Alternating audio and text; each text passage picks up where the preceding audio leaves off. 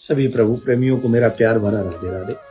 इस वीडियो में हम चर्चा करेंगे एकादशी व्रत की, जो आषाढ़ मास के कृष्ण पक्ष की एकादशी। इसमें बहुत सुंदर महात्म की भी चर्चा, कहानी की भी चर्चा, जो कथा है उसकी चर्चा करेंगे। आप लोग मन लगाकर सुने। आप सभी प्रभु प्रेमियों को बताएं कि एकादशी व्रत बहुत महत्वपूर्ण है सभी वैष्णवों के लिए।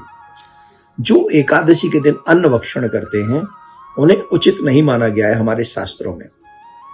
धर्मराज युधिष्ठिर ने जब भगवान श्री कृष्ण से पूछा, हे प्रभु कृपा करके आप हमें बताएं कि आषाढ़ मास की कृष्ण पक्ष की एकादशी का नाम क्या है, इसके व्रत करने से क्या महात्म है, क्या फल मिलता है, कृपा करके बताइए। तो भगवान श्री कृष्ण कहते हैं, इस आषाढ़ मास की कृष्ण पक्ष की एकादशी को योगिनी एकादशी कहते हैं।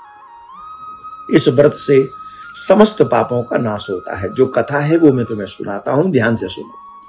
भगवान श्री कृष्ण ने कहा, अलकापुरी के राजा कुबेर, जो कि भगवान शिव के परम भक्त हैं, नित्य भगवान के पूजन में लगे रहते हैं। शिव ही उनके प्राण हैं, उनकी पूजा करते थे। उनकी पूजा के लिए एक हिम नाम का माली मानसरोवर से पुष्प चुन के लाता था और वो पुष्प लाके कुबेर को देता था। कुबेर उन पुष्पों को भगवान भोलेनाथ पे चढ़ाते थे। उस हिम नाम के माली की एक पत्नी थी, बहुत सुंदर थी, और वो हिम नाम का माली जो है उस बहुत ही कामी था, अपनी पत्नी में आसक्त रहने वाला था। एक दिन भगवान शिव की पूजा में पुष्प विलंब से पहुंचने पर, क्योंकि वो अपनी पत्नी के साथ रमण करने लगा, उनसे हास्य विनोद करने लगा, इस चक्कर में वो पूजा के पुष्प तो ले आया था मानसरोवर से, लेकिन पहुंचाए नहीं थे।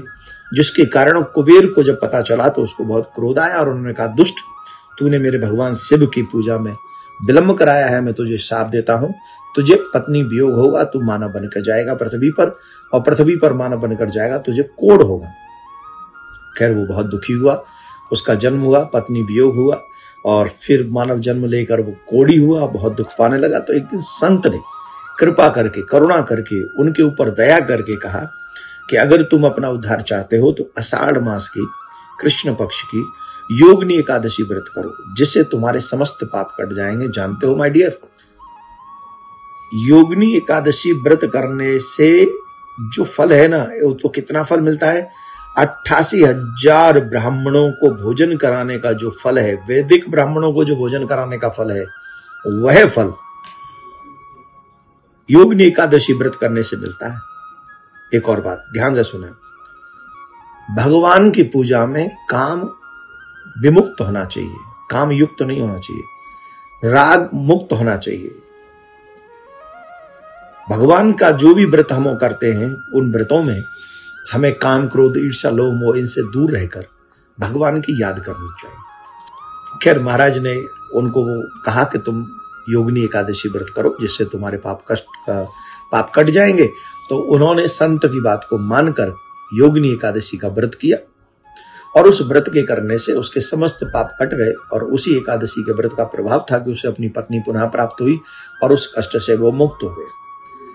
तो इस एकादशी के व्रत का बहुत बड़ा महात्मा है, बहुत बड़ा महात्मा है। आप सभी एकादशी का व्रत करें। एकादशी का व्रत 22 तारीख को करेंगे। इस महीने की 22 जून को एकादशी का व्रत होगा, और 23 तारीख को 5:30 बजे से 7:24 तक इसका पारायण होगा। ध्यान रखें, प्रातः काल उठें, संकल्प लें, भगवान नारायण की प्रिया कांजू की पूजा करें और खूब जम के उनकी सेवा करें। सेवा करके ज्यादा ज्यादा स्मरण करें, असत्य से दूर रहें, काम से दूर रहें, क्रोध से दूर रहें, लोभ से दूर रहें, ईर्ष्या से दूर रहें, परनिंदा से दूर रहें। इन सब चीजों से दूर रहकर ज्यादा ज्यादा भगवान के नाम का स्मरण करें। जो मनुष्य ज्यादा ज्यादा भगवान के नाम का स्मरण करेगा, एकादशी का फल उसको अधिक मिलेगा।